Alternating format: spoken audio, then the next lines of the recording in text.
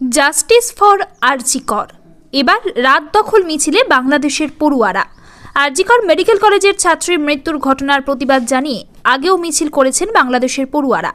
এই ঘটনার প্রতিবাদে এখনও আন্দোলন চলছে পশ্চিমবঙ্গে, আর সেই আন্দোলনে সংহতি জানিয়ে আবারও পথে নামলেন বাংলাদেশের পড়ুয়ারা।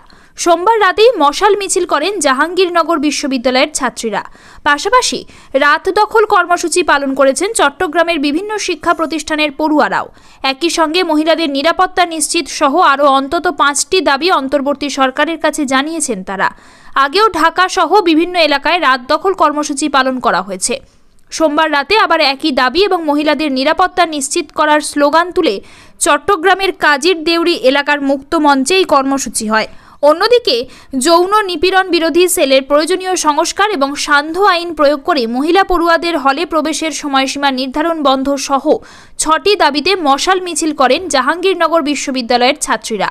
সোমবার রাত 11টার দিকে বিশ্ববিদ্যালয়ের নবাব ফাইজুন্নেসা হলের সামনে থেকে জাহাঙ্গীরনগরের মেয়েরা রাত দখল করো এর ব্যানারে মিছিলটি করা হয়।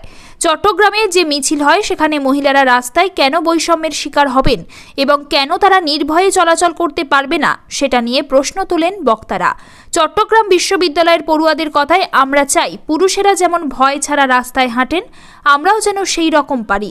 এরই সঙ্গে বাংলাদেশের প্রতিটি ধর্ষণ এবং হত্যাকাণ্ডের সুষ্ঠু তদন্ত ও বিচার করার দাবিও জানান তারা। মহিলা এবং শিশু নির্যাতনের মামলা 180 দিনের মধ্যেই নিষ্পত্তির বিষয়টি নিশ্চিত করার দাবিও জানানো হয়েছে।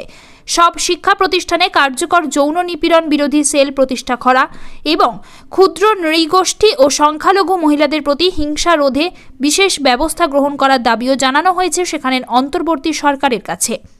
আরজিকর হাসপাতালের ওই ঘটনার প্রতিবাদে এবং মহিলাদের নিরাপত্তার দাবিতে জাহাঙ্গীরনগরে পড়ুয়াদের সঙ্গেই মিছিলে পা মেলান বিশ্ববিদ্যালয়ের শিক্ষিকারাও।